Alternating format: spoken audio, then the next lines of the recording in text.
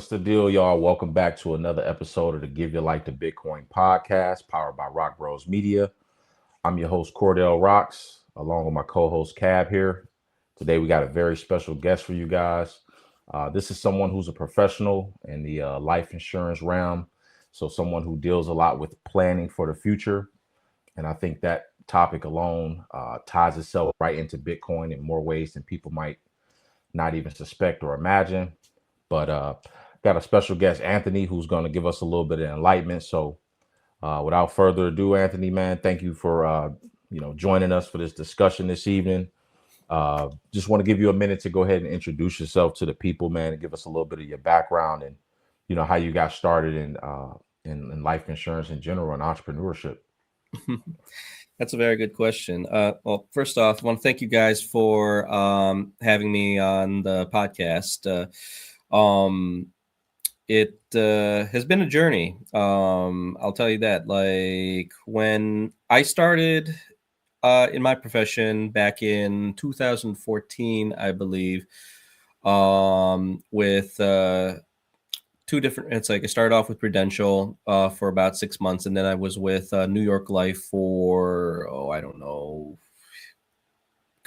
six. It's like approximately 6 years, I think, and went independent back in 2000. It's 2022. Around the time I met Keenan, actually.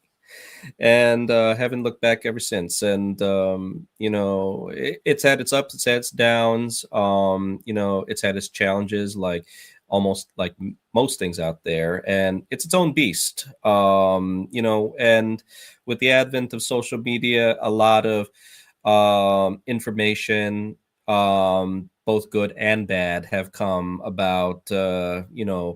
With what life insurance is, what it does, what it can do, what it doesn't do. And I always like the opportunity to be able to set the record straight. Because now with Instagram, you've got everybody posting like about like this is what life insurance is. Oh, this is what life insurance can do. I'm like, okay, how do you structure it then and everything? You mind showing everybody that? But people don't do, they don't go into the nitty gritty. And myself, I like transparency. It's not life insurance is not a genie in a bottle or something like that, but it's certainly something that can help set you up for the future. And it's like in more ways than one. People think that life insurance can only be collected on when you're dead, and that's not true. It's like that's not true at all. That's another misconception. You have no idea how many people tell me, "Oh, I don't need life insurance." It's like I don't need life insurance. I'm gonna survive. That's great and everything, but what about using it while you're still alive? And then when I mentioned that, suddenly their curiosity speaks, and they're like, how does that work? And I'm like, oh, I'm glad you asked, and then go over there. So, but anyways, it's been great. It's been, I'm getting kind of emotional thinking about like what I have been up to all these years, and how to go about doing, and how I went about doing things. And it's again, and everything, just getting a little emotional just thinking about it. So Mhm. Okay. Hey, I appreciate you sharing that perspective.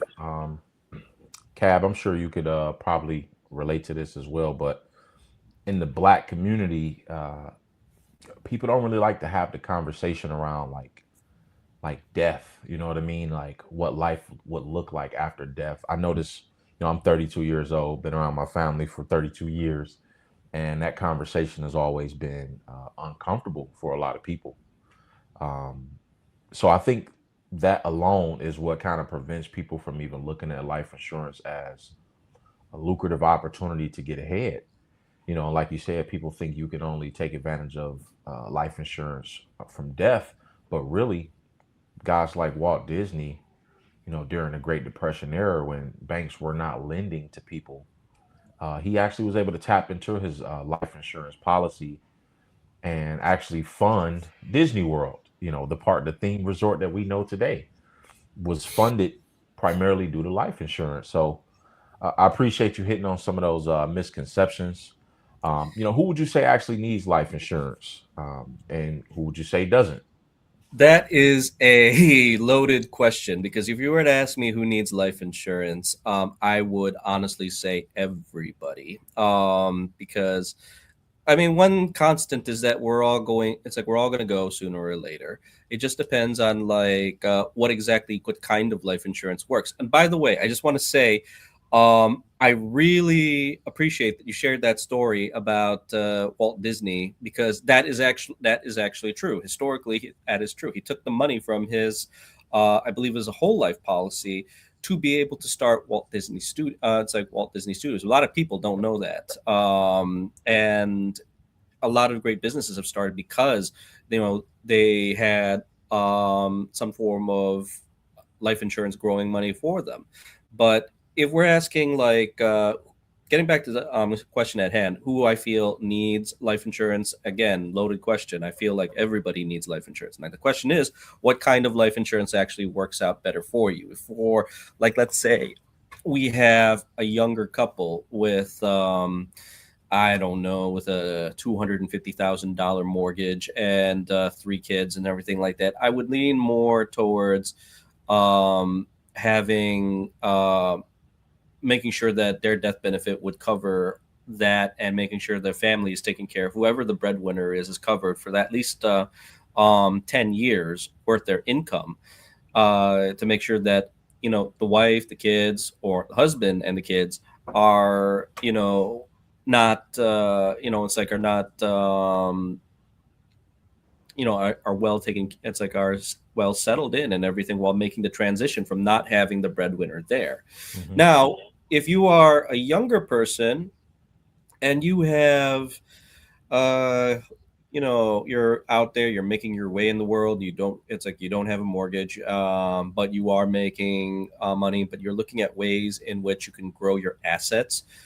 Permanent insurance, properly structured, could be a way to go because it's got a lower death benefit but a higher yield of growth that you can use for um, all different types of purposes, whether it's like paying down student loan debt, or like starting a business of your own, like our guy Walt Right. Disney, or just or if you are looking at an alternative to a Roth IRA or 401k, which many of my self-employed clients are looking to do because they don't have anything like that. Some people who are self-employed, they don't have access to they don't get a 401k, they don't get a 403b, they don't get a 457, whatever. So they Okay. need to be creative. Yes, so they need to be creative in how they would be saving for retirement, and that's why they come to me. They're like, hey Anthony, I have this company, but do I have enough to retire? And I'm like, well, what are your plans? How are you? What are you're planning on just putting a bunch of money in a mattress and like calling it a day when you turn 60, or like you want to actually have a stretch? It's like, or do you actually want to have see where all the pieces on the chessboard are and see in what way we could actually play this um intelligently.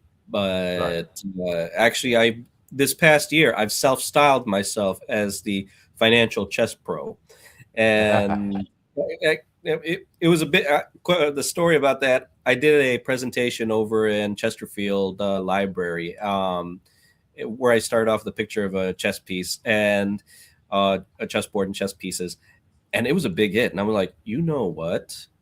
I'm going to start using that. And it's been part of my new like identity as a financial professional ever since.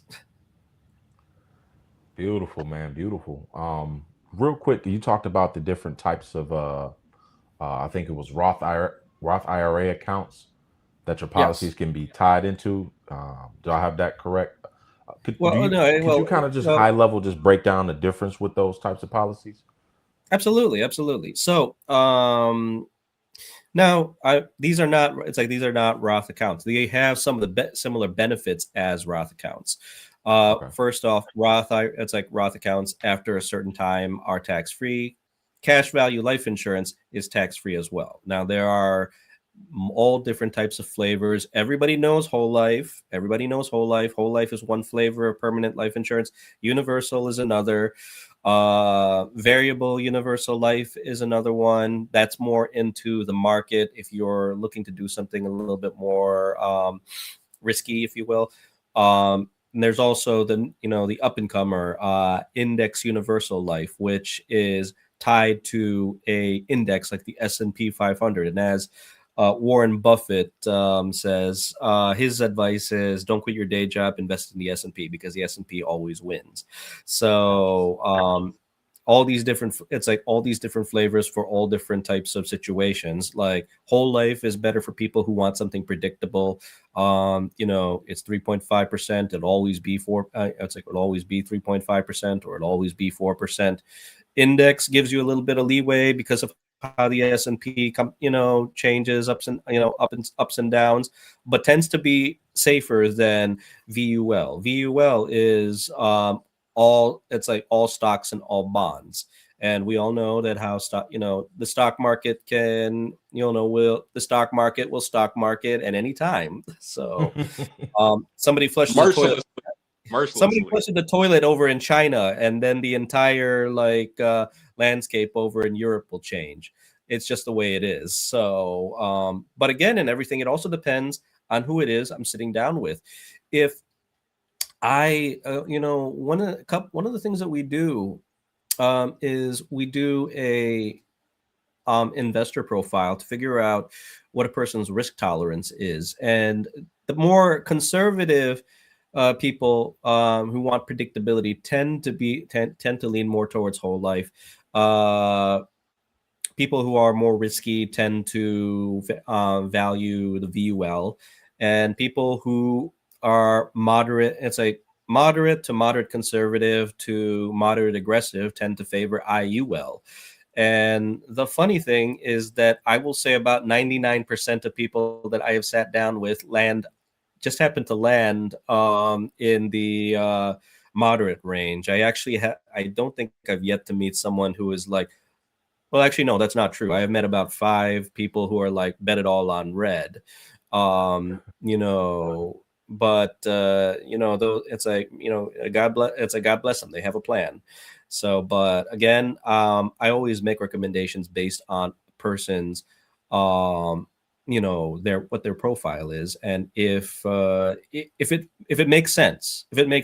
I can't ask someone to put in such and such money and everything if it's going to hurt them in the long run. We don't want to hurt people in the long run. We don't want to hurt people in the short run either. But we do. It's like I do have to let them know and everything, but this has to be comfortable. It has to make sense, and but I have seen what happens when people don't have life insurance. I can't tell you but I've also seen what happens when people do have life insurance. I have actually personally delivered quite a few death benefit policies, and it's never easy. It's never easy. You think, oh, you show up with a check and everything, you're the hero. No, it's like you're sometimes in everything. You're looked at as like the person who traded the person's life for money or something like that. I remember it was there was this young lady. She had become widowed, and her husband had a policy for $1 million, and I delivered the check over at the wake, and she was bawling, saying she would give this entire check back if she could have him back. And I'm like bawling back, going, yes, I know, I would too, but this is it is the fulfillment of a promise made that you would be taken care of if he was no longer here. It's not, it's like, money won't bring, it's like money will never amount to the worth of a human being, but it is what the amount, the labor cost and everything, what the person brings into the table and everything that can be quantified. And I don't want to make it seem cold. It's like I don't want to make it seem cold because it's certainly not. It's like this is it's like, having delivered those death benefits, it's always been emotional for me. So, but that's if, again, and everything, that's if something does happen to the person. Now, if something doesn't happen to the person, at least not in the foreseeable future, if it is a permanent policy, then yes, there are, it doubles as a sort of, it's like it doubles as a sort of asset that you could, it's like that you can use. And that's again, and everything, like you got the, it's like you've got the balance of what both can, it's like of what life insurance can do right there, and everything, life, death, it's like growth, stability, all. And those are some things that I tend to talk about with everybody I sit down with. What are you looking to do with everything? What are you trying to do? What do you want me to do? What do you want this to do? And it's a conversation I have damn near every day. Am I allowed to curse in here? Absolutely. But it's like I realized I used that word. I was like, oh shoot. But yeah, that's a little. But again, and everything, that's a little bit of like some of the things, some of the conversations that I have when I meet with somebody new, and also clearing out like all the questions about like oh, I don't, it's like, oh, I was like, oh, I have life, one of my favorites, I have life insurance through my work. How much do you it's like, okay, cool, how much do you have? I have this much. It's like I have this much. And I was like, 25,000. How much do you make? How much do you make? Oh, you make 75,000. So that means you're telling me and everything, this will only cover for 3 months of your income if something were to happen to you. But it's great that you have it because it's free. It's like take your benefit while you can. But it's like, of course, and everything, I don't say it. I'm a little bit more diplomatic when I say that. It's like I kind of like say, dare I recommend that you also have something to supplement what it is that you have? Because, and then I kind of walk through like, so you make $75,000 a year. Something happens to you. How long do you think your spouse will last for? And especially if they're the breadwinner, the ones who make more of the money. So it really, when just by walking people through that, those hypotheticals and everything tends to light up something in their head. And they're like, oh my goodness, you're right. So what can we do about it? Well, what can we do about it? That's actually a very good question. What do you want to do about it? And it's like, there's a lot of things we can do, but what is it that you would like to but what is it that you would like to see happen? That's literally how I have my conversations and everything. Like I point out that there's a hole in the roof, and we try to figure out like what material would be best to cover it. We want wood, we got wood. We want concrete, we got concrete. You want solid gold? I have solid gold. I like that. I've been using that for years. So like I say, that's a catch right there. Like I said, like solid gold, you say? Like you would be surprised. Like I've got people and everything that say, okay, tell me more about solid gold. Okay, cool. Well, let's show you some numbers and go from there. And then they act like I just they're like, wait. So all this is legal, right? Why wouldn't it be legal? I have a license. I have a license. Man, you come off as just very down to earth, very personable. What is it like, when you're out networking? And we spoke about this before, but when you're out networking and you're just genuinely trying to meet and connect with people, but also, at the end of the day, you got to eat as well, and what you're doing is a net positive for people's lives. So to some extent, you have to kind of, I'm not going to say enforce, but kind of push a little bit. What is that process like from a person like Cap, going from a friend to a client, or a client to a friend? Like what is that like for you? Well, the beauty of it is because of my, how I come off in my personality, is that really when I met Cab, kind of weird calling you Cab. Like I know you was Keenan, but Anthony Billings. Well, all I did was just be friendly. All I did was just be friendly when I first met him. And the way I do it, look, let's be honest, there are thousands of life insurance professionals, financial people in the Southeast Michigan area. What differentiates me? Because they can do my job, I can do theirs. What differentiates me? What differentiates me is I in Keen's case, it's like we developed a rapport. Rapport is important. Rapport is important. When I'm going out there and I'm networking, I'm always looking to build rapport. Whether if I'm at a networking event or I'm at a party, or like one of my clients invites me to do it's like to a shindig of some sort or something like that. I'm genuinely there to make friends, because if you I'm building, it's like, people, when it comes to sales, people forget the relationship building aspect. They think it's all about the close. It's all about the bottom line. And, really it isn't, because if you want, to build your network, you have to show what you bring to the table and what you offer. And in my case and everything, anybody who works with me, and I always tell them, should we, end up doing business, you don't just purchase the product, you also purchase me as well, and all of my resources. Yes, and all of my resources at your disposal, which means if somebody's looking for a realtor, I have a realtor. If somebody's looking for a mortgage banker, I've got a mortgage person. If somebody's looking for a lawyer, I've got I've got a lawyer. If somebody's looking for an estate attorney, I've got an estate attorney.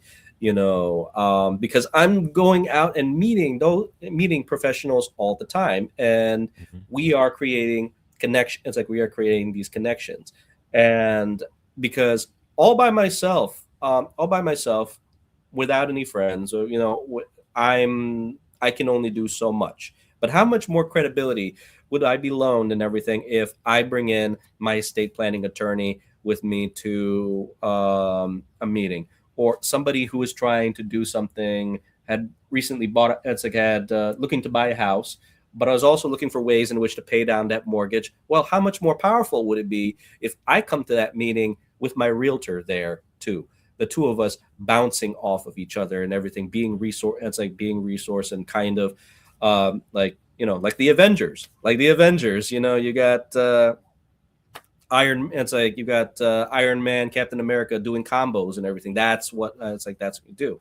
But as far as like being firm, it's like when I sit down with someone and we find out what this situation, and you'd be surprised, being personable, being conversational, the information that people will share about themselves just by chatting it up, and not even business, just chatting it up. You find out that they had someone passed away in the family. They found out that they inherited a large amount of money. You found out that they're in between jobs. You find out that or you found out that they are having problems with their current life insurance provider. And I'm like, oh well, you're having problems with your current life insurance provider per se. And kind of like, well, again, there it's like would it be out of the realm of possibility for me to have a separate set of eyes, and just again, and everything. I'm not selling them, I'm educating them. It's like all I'm doing is I'm just saying, all I want to do is just take a look. All I want to do is take a look. And if there's if your eyes and my eyes and everything see the same thing, well, then let's address that and see what we want to do going forward. Because as far as the hustle is real, it's something you have to do. But I don't, the way I explain my process, I don't sell, I educate. And then I allow them to come to that conclusion on whatever it is they do. Because whether they do business with me or not, no skin off my nose. There'll be someone out there who will. I share the right information. I share the right information. It'll catch their attention. Pearls before swine, if you will. I can, yes, you can share the good news about cash value life insurance, and the wrong people and everything. Uh, you know, they'll turn away, and they'll listen to, oh, I don't know, who is it who said, it's like, who is it who hates life insurance again? Um, was it Dave Ramsey? I think it Yes. Dave Ramsey sounds like the Yeah, guy. Yeah, it sounds like him. Dave Ramsey, like, oh yeah, this and that and everything, buy term, invest the difference and everything. And I'm not knocking buy term, invest the difference either. It's actually a valid strategy if it fits. What exactly is that? Buy term, invest the difference is basically buying the term policy either for 20 or 30 years, and then taking the money, investing it in the stock market, stocks, bonds, traditional IRAs, Roth IRA. It's like Roth IRAs. It's like Roth IRAs even. And as we're coming into the new millennium, crypto as well. Crypto counts as It's like crypto, as we all know, counts as an investment alongside traditional account. It's like alongside traditional accounts. So what they're saying is, don't get permanent insurance, get term, and put the money. It's like put the excess into this. Now, again, if it fits, I'll recommend that all day long. Problem is, and everything, like, it doesn't fit. It doesn't fit everybody. Like, sometimes and everything, a very well structured IUL can do the job of 3 products. But I'm also not. But if, like, a very well structured IUL and the addition of a Roth IRA and the addition of putting money into alternative accounts, if that's the move to be made, I will recommend that all day long too. Not just the life insurance. The life insurance is one powerful piece of the chessboard, but it's not the only piece. It's not the only piece. Like, it may be the queen of the chessboard, but you also have the rooks, you also have the knights, you also have what other chess pieces are out there? Yes, you have the bishops and everything. You know what? I play it all day long, and I just know them by shapes. We'll have to get a game going one day. Oh yeah, that's right. I forgot you play. Mm-hmm. I'm a huge chess fan, man. I study Gary Kasparov, Bobby Fischer, Mikhail Tal, guys from the 50s and 60s. I've watched these games, man. It's just fascinating for me because there's a lot of ways that chess directly correlates with life. The fact that you can start on the opposite side of the board of someone with the same amount of resources, and if you can think the game through better than them, then you have an edge. So intellect in the game of life does give you an edge. And in many ways, like life insurance, it's about long-term thinking. You're strategizing for something more long-term. And that's honestly how I fell in love with Bitcoin, because it's not a get-rich-quick scheme. And it turns a lot of people off who've been dollarized, for lack of a better word, right? When you've been dollarized, you've been like baptized in this dollar-based system. You develop a higher time preference, and you need things to happen extremely fast. You need results to happen overnight. So if I put my eggs in this basket, I need to be able to wake up tomorrow with more eggs in that basket. And Bitcoin puts a middle finger up to that whole philosophy, like, hey, you can take that somewhere else. But what you can guarantee is whatever you put in this basket 4 years later, you will be more wealthier than you were 4 years prior. So just want to ask you, Anthony and Cap, feel free to chime in as well. Mm-hmm. When you first heard about, I'll just say crypto for you. I'm being nice here because I feel like crypto is a dirty word. When you first heard about, crypto, what did it mean to you? Because Cab is the one who actually introduced it to me. And at the time, it made absolutely no sense. But when you finally grasp crypto for what it is and what it aims to do, what was that understanding like? What was that introduction like for you? So for me, like I say, the first cryptocurrency I ever heard of was Bitcoin. And that was back when I was in high school. I knew one of my classmates. I always got to say rest in peace, Dan Smith, man, because he put me on to something, to some other stuff we'll talk about on here. Yeah, really, really cool dude. He was the plug, as they say, and I had just started, getting into psychedelics at the time. And he told me he was getting his products off the dark web. We've all heard of that. And I asked him, well, how are you doing this? Like, aren't they tracking it? Whatever. Like, if it's supposed to be illegal. And he, at the time, like I said, I'm a teenager. The same way, Cordell, how when you speak of Bitcoin, you can see the spark in your eye, and people feel the passion just flowing out of you about Bitcoin itself. Well, this is the same spark he had. And I was like, sounds like some kooky internet stuff, but whatever, I'm still buying from him. But over time, he started to make, different moves and stuff. And then I started to hear other people talk about it from other people I was hanging around. Like I say, this is 2012 going into 2013, 14, 15. I started to hear about it more and more and more, especially as I got into the world of financial literacy and economics and different things happening in the tech world. And as I began to understand it slowly but surely, I was just thinking like, man, this is gonna give power back to the working man. Even when I understood it from like a surface level perspective, like, okay, like digital currency, the limited supply, blockchain, I'm like, and then I would end up getting a course. Actually, that was right when me and you had linked back up, and going through this course I really started to understand it. That was in 2016.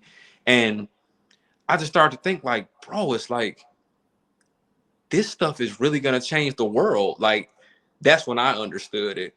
People who understood it in the beginning, like, like really like early, like I say, like before the financial crash of 2008, or during that, they were ahead of the game. So like I say, I understood it at the time. I understood it but at that time when I really started to understand it, I was like, it's almost too good to be true. Sometimes I still feel like it's almost too good to be true. Like, this is the thing that the working class has been waiting on, especially when you start to understand our monetary system.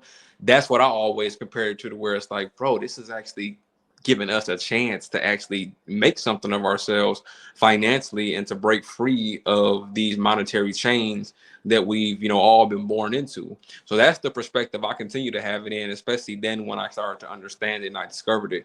That's the perspective that, set with me. Like, this is going to give us our power again. This is actually going to make people be more vigilant about their financial future. Because when you understand Bitcoin, it really makes you see the traps, the financial traps set up against us in our society, especially when you understand, reckless money printing that is common in our government here in America.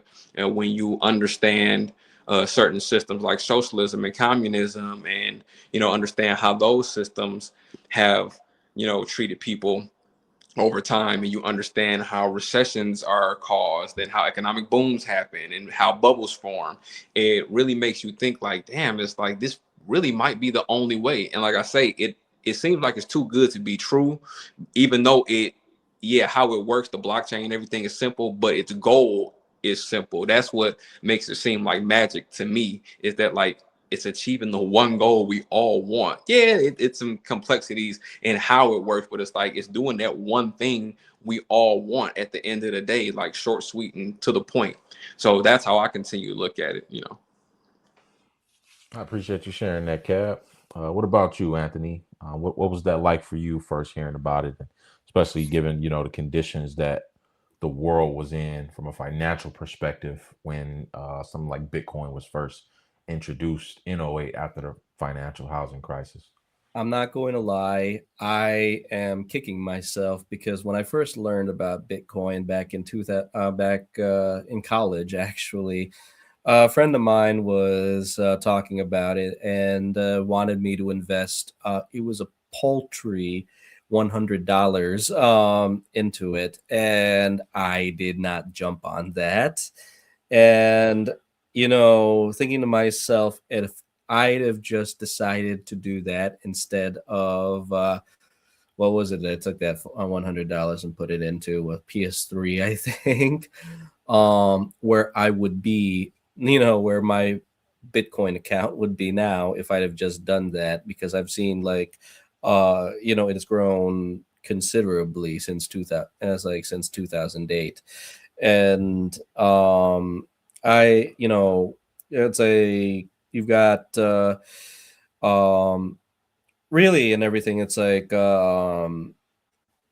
digital currency is going to play a bigger part in our economy, in the coming, in the coming decades, and will one day one day supplant all, believe in everything, will one day supplant like, um you know our our current forms of currency.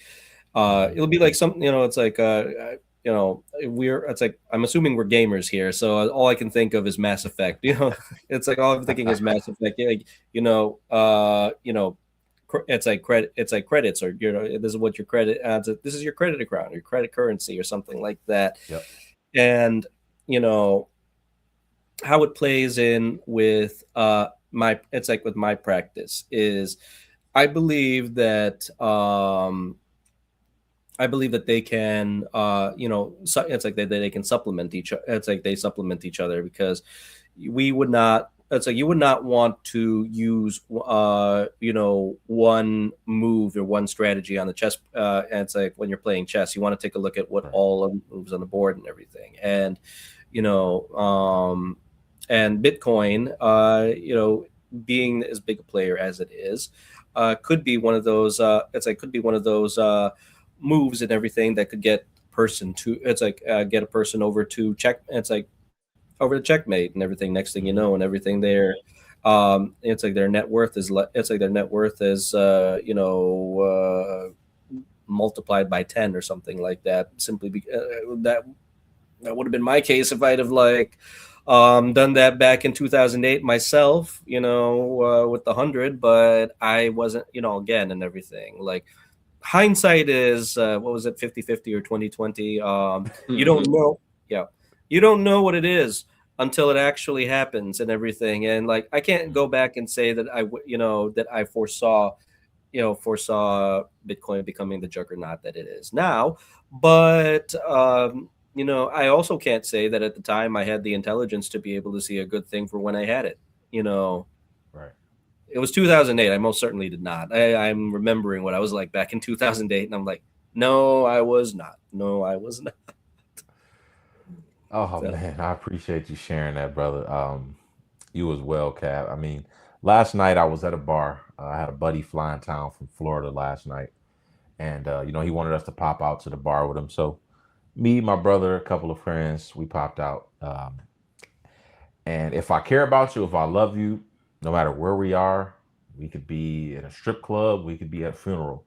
At some point, Bitcoin is going to become a part of our discussion, because for me, it has nothing to do with like money. It's all just spiritual and just wanting to see the best for the people that you care about. And we're having this discussion, and my brother just blurts out and say, "Man, I wish I had a time machine. I wish I could go back to the past and go back to 2009 when Bitcoin was still $1, and I wish I could have bought it then." And I stopped him right there. I'm like, "Hey, don't do that. We have to get out of that. We have to get out of wishing we had a time machine, and understanding that you are in the time machine. This time right now is the machine, because most people that you walk past in a typical day could not tell you what Bitcoin is, at least from a competent perspective." And when I said that, another buddy of mine just stopped, and he asked the entire bar at the top of his lungs, "Hey, who in here owns Bitcoin right now? By show of hands." Nobody raised their hands. And we went back to our little huddle, and I'm like, "Hey, he just proved my point that at $90,000, 17 years deep, most people don't know what the hell it is." So we have an ungodly amount of time to position ourselves for the direction that this economy is getting ready to head. And I just want to do my best in contributing and helping people get out of the mindset of wishing they could go back in time and letting them know that the time is actually right now. I I really feel. like the way you said that because, when it comes to my practice and everything, I tell people, it's like I tell people the same thing about what it is I do all the time because, you never know, like, what it's like, you never know what could happen. Like, I have had some painful conversations I've sat down with somebody about life insurance, and then they're like, I'll think about it and everything. And then 6 months later, I find out via social media that they got hit by a bus or a train or something like that. And I'm like, oh, why? And I'm thinking to myself, why didn't I? It's like, why, I'm kicking myself. Why didn't I push a little bit more? So as I'm hearing your story, it's like it relates to it's like what I do. And that's why I don't shut up about what I do. Like in my group of friends, they know what I do. They know what I do. Some of them have taken advantage of it and some of them have not. And I'm hoping that those who have not will, come around in the future. But they know Shout that them I'm out here. right here. Shout them on out. They know, maybe I'll do that in the following podcast. But this is my inaugural. There you go. Plus, like, it's like, do I really want to put them on blast and everything? It's like, hey, okay. If you see maybe this, you know who you are. it's like maybe I will, and maybe I'll tag their bands because they're big in the rock scene, and I won't say their name, but if they see this, they know exactly who I'm talking about. Know exactly who I'm talking about, like a certain someone who put much of his money into precious metals. I love you, man, but let's talk. He knows, if he sees this, he knows exactly who I'm talking about. But again, I won't name him. Not yet. Maybe in the future. It's I funny, love it. Anthony, you mentioned earlier about, how different life events cause us to make these decisions financially or cause us to look in the direction that we never did before. It's funny because, like you say, me and you met after I got into my car accident. Yes. In early 2023, I almost died on 75, uh, coming up off Rosa Parks Boulevard. It was slippery that morning, and I ended up sliding down the hill, crashing into the sign. They never made me pay for that sign either. So crashed into the freeway sign, got hit by another car, spun around right in the middle of oncoming traffic, and I blacked out for a second, woke up, and car was totaled. And all I walked out of it was a mild concussion. And so, a few days later, I'm back to work, taking a lift. And I forgot where I was coming from that day. I don't think I was at work that day. I was coming from somewhere. And lo and behold, you were my driver. And me being the open person I am, because I was still like thinking like, damn, I almost just died from something else in my life. And that was the closest. So, me and you were talking, and that's when you mentioned that you were an insurance agent. And the same way when I started to understand Bitcoin and was like, aha, I just felt like the conversation we had on the ride home, I felt like how you said earlier, you were transparent, you were very knowledgeable, educated, and you weren't trying to sell to me because I was just curious because I was thinking about my life, like I'm turning 30 soon, and I want to leave something behind and make better financial decisions than my parents, than the men before me. And I just felt like it was like, hey, let me talk to this guy. Like I said, he seems like he knows what he's talking about. Like, let's set something up. And then I also researched some of the stuff that you did tell me in the first conversation and in the other conversation that we had. And I was like, well, I mean, I don't see any problem here. Like, let me just go head into it.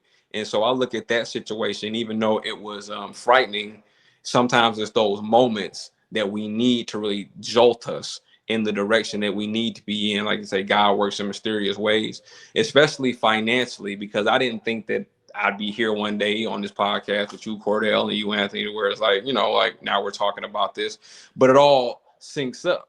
And I feel like the thing with Bitcoin, like you say, it all ties together because, you know, I'm 31, Cordell, you're 32. Anthony, I know you're older than both of us. Not trying to throw your age in there, but Hey, I'm up there. I'm up there. Not right, but that it's like terribly far up there, but I most certainly am older than you guys.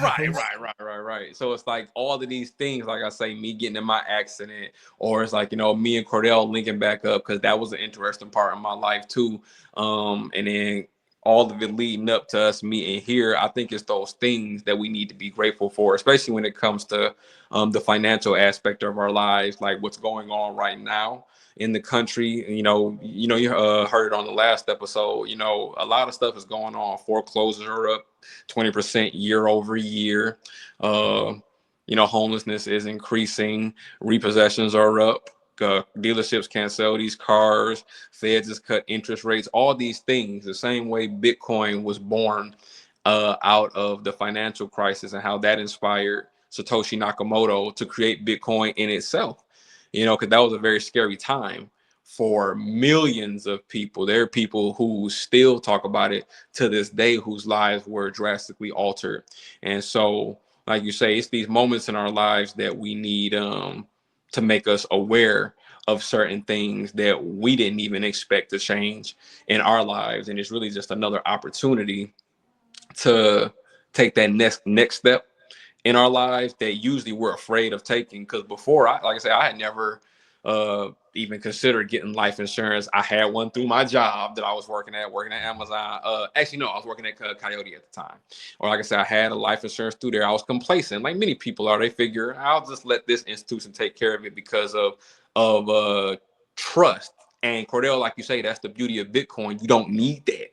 It proves itself right then and there. Like when I met you, Anthony, like I say, like when you broke it down to me, I was like, well, shit, it's like this is pretty much all it is right here. It's like this is what I need to be paying attention to, like not this other stuff. That's the distraction making us complacent, like you say, as opposed to a jobs life insurance policy, which from what I've seen usually are very low on average compared to, like you say, to what I'm getting and what I got with the policy that you helped me acquire.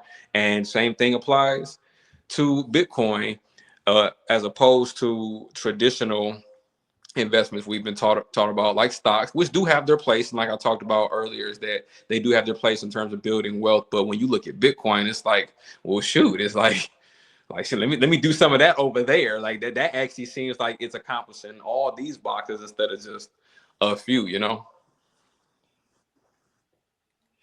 Absolutely, yes. And I love the way that you tie the two together because they are kind of inextricably linked. A couple of years ago, Anthony Cab asked me a question. He's like, this is probably around the time he met you and why he asked me that question. He's like, hey man, do you got life insurance? I was like, no, I have Bitcoin. That is my life insurance. Right.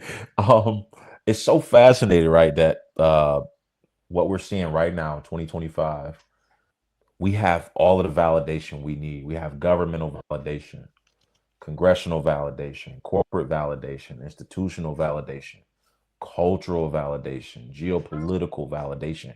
We have validation from all of these different sectors around what Bitcoin is because for the last several years, it's been kind of just defining itself. It's been in discovery mode. To an extent, we're still trying to discover, like, okay, where does this thing belong? What prices is it supposed to be at? How do you price something that is truly, truly scarce, to an extent more scarce than time, right? Or it's directly linked with time because however much time there is left for existence itself, I'm fairly confident that Bitcoin will be around. It'll probably outlive humanity to the point to where AIs will just be using it. AI agents will use it as incentive to empower other AI agents to accomplish certain goals. And that was in a book that I read called Life 3.0 that kind of goes down that rabbit hole of what the world of AGI is going to actually look like well after humanity is done. And so it's kind of a balance between risk versus certainty. So I want to ask you, Anthony, like, how do you measure the two? Like in a world where you have those polar opposites, like as an investor, where do you encourage people to lean towards? Should they lean more towards risk or absolute certainty? What's your thoughts? That is actually a very, very, very good question. Now, when you talk about risk versus certainty and everything, it goes back again to what it is. Uh, again and everything. With each individual person and everything, a person may be able to take on more risk, and another person may need a little bit more stability. And but it is never just 100% certainty or 100% risk. It's always got to be some. It's a spectrum, and trick is figuring out where in a spectrum you are at, because it's not as simple as just being able to say, I think you should be a bit more risky, I think you should be a bit more certain and everything, because we all as individuals have different priorities or different incentives and everything for where we are and everything. A person who has like a $50 million net worth and everything, and they make this much money, but they only spend this much. They save maybe like 95% of whatever. Yeah, I think they're in a position where they can be a bit riskier. Um, but it's like on the downside, a person who makes $50,000 a year and everything, and is only really able to save about 10%. 10% of that might need something a little bit more, certainty. Again, what it is that you're on each individual, it's like on each individual person. But a person starts off with everything being, it's like with being more on the conservative, safer side. The trick is and everything to help nudge them towards put them in a position where they can be, afford to be a little bit more, adventurous, if you will. I'm not going to say risky, but it's like I'll say adventurous, because it just sounds less dangerous that way. I got you. Plus, if compliance sees us, I don't want to get in trouble. I love it, man. I had a conversation with a millionaire this afternoon, literally. Like, this guy is so financially well off, and one of the things I heard Michael Saylor say is Bitcoin is much more appealing to people who have more time than money. It's the guys who have more money than time that don't really give a shit, and they can actually afford not to give a shit. So, for example, guys like Warren Buffett. Warren Buffett believes that Bitcoin is rat poison, and I believe that if Warren Buffett was 40 years younger, he would think it was the greatest thing that ever existed. But you know what? Buffett is actually right when he says that Bitcoin is rat poison. But unfortunately, in that analogy, he's the rat. Okay? Because Oh, Bitcoin that just breaks threatens. that breaks my heart. I happen to like Buffett. I happen to like Warren Buffett. I'm a huge fan. I got the Intelligent Investor on my shelf here because of him. Benjamin Graham. You can love a person but not agree with everything 100%. So Exactly. And so in this dollar system, Bitcoin threatens to destroy it. So it is rat poison to anybody who built their empire with dollars. So of course he does not want to see the success of something else that threatens his empire. So it's a natural survival instinct. I believe Jamie Dimon of J.P. Morgan said the exact same thing 14 months ago. Fast forward to today, his clients are demanding it, and now they're offering Bitcoin-backed products to their clients. So it's like, again, it can be kind of confusing when you have more money than time left, because it's like, okay, yeah, sure, I can invest in this thing, but I'm not going to be around to see how it even changes the world. And this is where life insurance ties into this, where it's like, okay, if you have somebody you love, if you have children, if you have a spouse, being realistic, you'll know you'll get out of here one day. What about their lives? What about the lives that's going to come after you? There's a way that you can absolutely directly benefit those who will be here after you're gone and make their lives easier. And if you have an opportunity to do that, why not? And I get it, as a person, it's not natural, it's not normal to think in 100-year cycles, but institutions think in 100-year cycles, universities, big businesses who know that there's a good chance they'll still be around in 100 years, they have to think more long term. So, in your experience, Anthony, do you find that uh, people who tend to plan for death, do you find that those people make better financial decisions while they're alive? Well, the funny thing is, those type of individuals, when it's like everybody's number is up. It just depends on like we just don't know when. We just don't know when. But the people who accept that tend to be more methodical and more strategic and think about the kind of things that we talked about throughout. It's like in the last hour, and interestingly enough, in everything, sometimes those people tend to live longer than the people who don't plan, who don't again and everything, because they are also, maybe it's just the way they carry themselves and everything, also strategizing and also being more methodical about how they go about their business, at least in my experience. And again, and everything, that's also on a case-to-case basis and everything, but in general, that's what I've seen. Mhm, Okay. mhm. And again, as I mentioned, the millionaire who I spoke to earlier today, he has several life insurance policies and assets that he's going to leave behind with his kids. But when it came to Bitcoin, his hang up was uh, he just can't understand it. It's not comprehensible to him. And this is guys in his late 60s, early 70s. I And I think reminded him, what's that? I think in this case, the trick is to be able to get, it's like, to talking with someone who doesn't understand it, is to be educated but make it palatable. Like, Mhm. um, you know, I when you mentioned that and everything, the light bulb just popped up in my head, Yeah.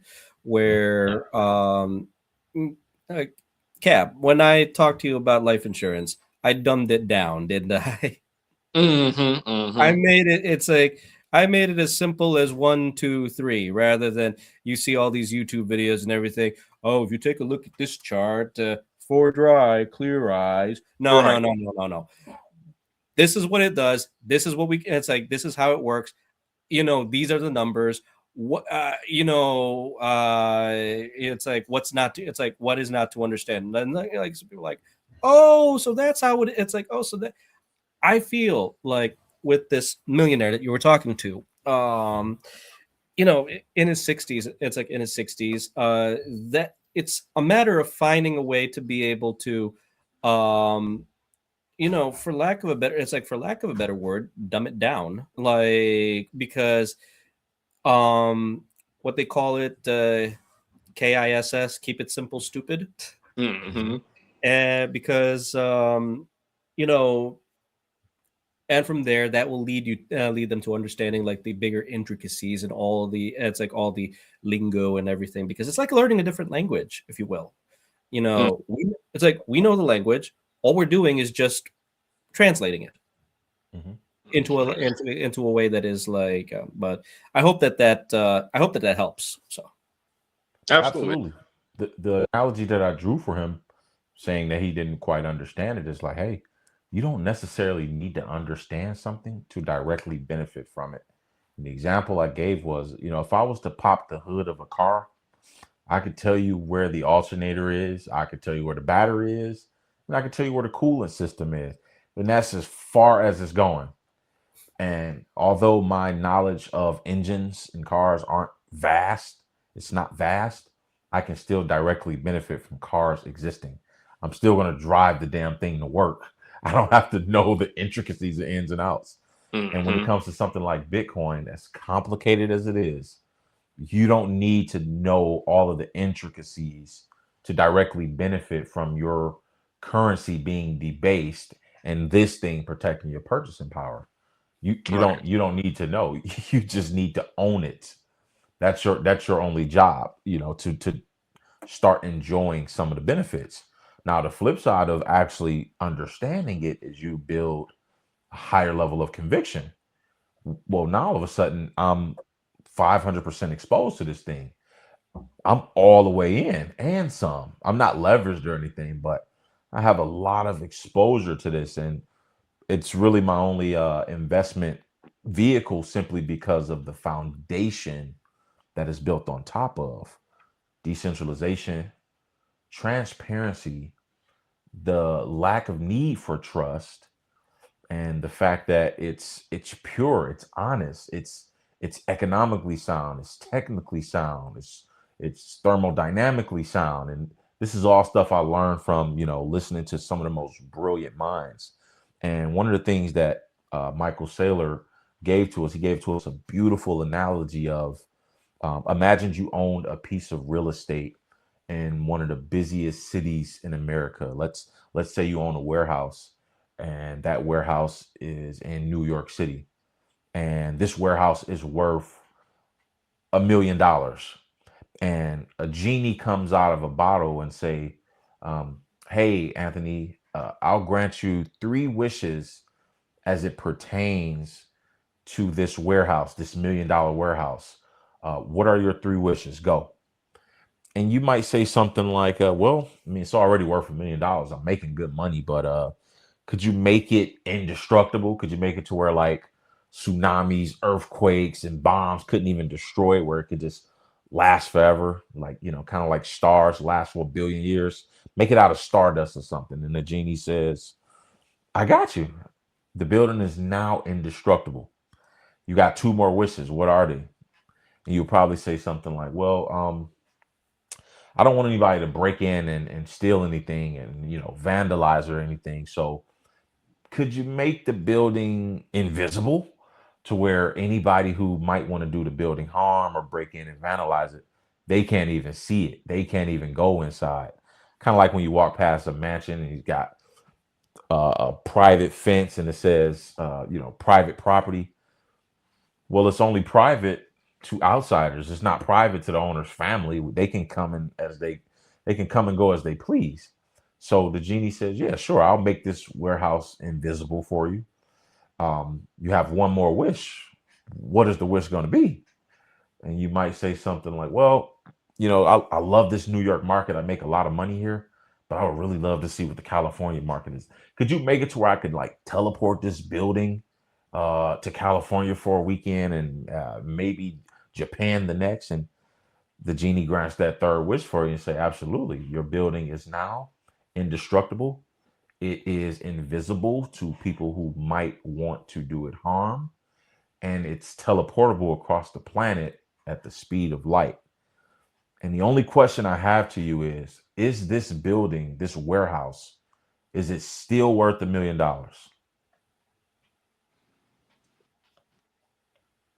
Well, shoot, I'd say it's like at that point it's priceless, something like that. What do you think, Anthony? Is it still worth $1 million? With tech, it's like with tech like that and everything. I think it's worth a little. I think it's worth a little more than $1 million. Okay.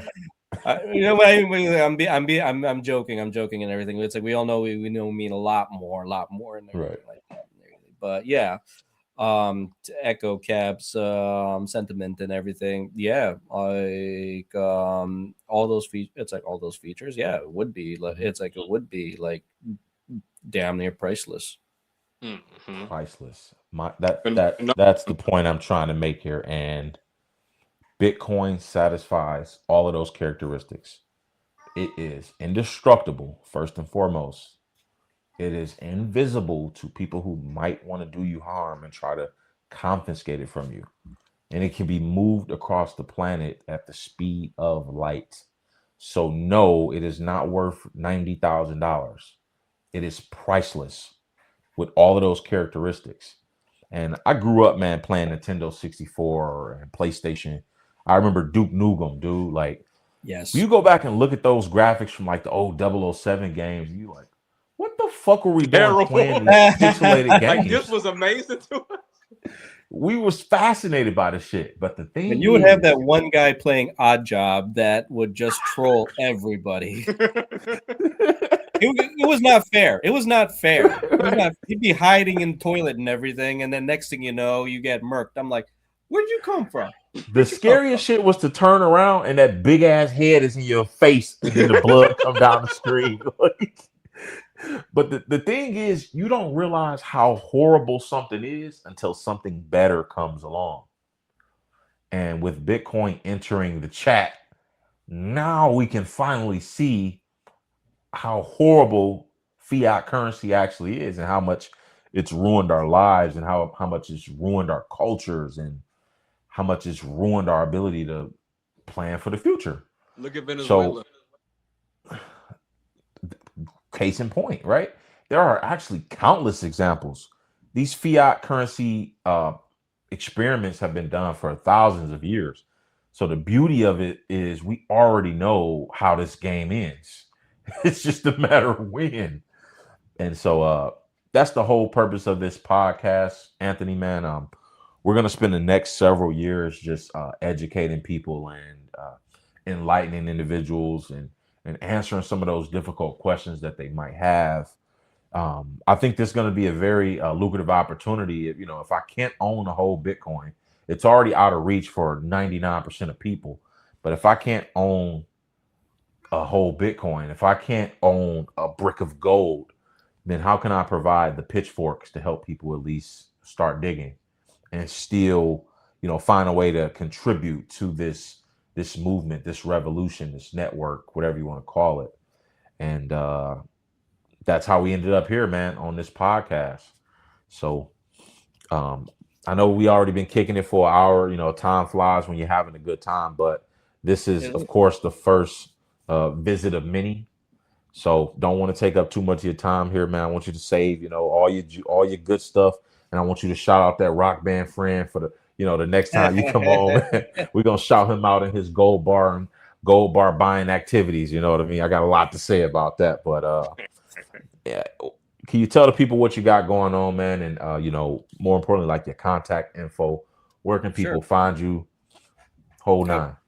My personal business is DeGuzman Financial Services. You can reach me over at my personal number is 313-575-0355. My email address is DeGuzman, DeGuzman _Anthony.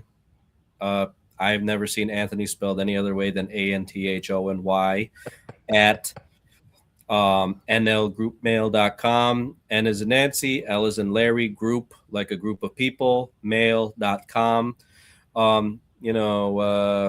And what I got going, it's like what I got going on, and I'm always looking to meet wonderful people and everything. Like I'm always looking to network with other professionals to, just to, learn things about life, talk about life, and see where that leads us. And, more importantly and everything, like, how do you want to get there?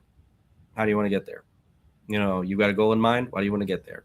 Like, let's take a look at the board together, and see where we'll see where the pieces are and see what moves we can make together. And as someone who plays chess and everything, I'm sure you understand. It's like, I'm sure you appreciate that. It's music to my ears, man. Hey, listen, I appreciate you joining us this evening, man. To the audience out there watching, if you guys found this helpful, make sure you like this video, share with a friend who could use this information. Subscribe to the channel so that way you get more content that we'll be dropping just like this, giving you guys the information, giving you guys the game. Another episode of Give Your Life to Bitcoin podcast in the books. We appreciate everybody for joining, and we'll catch you guys on the next one.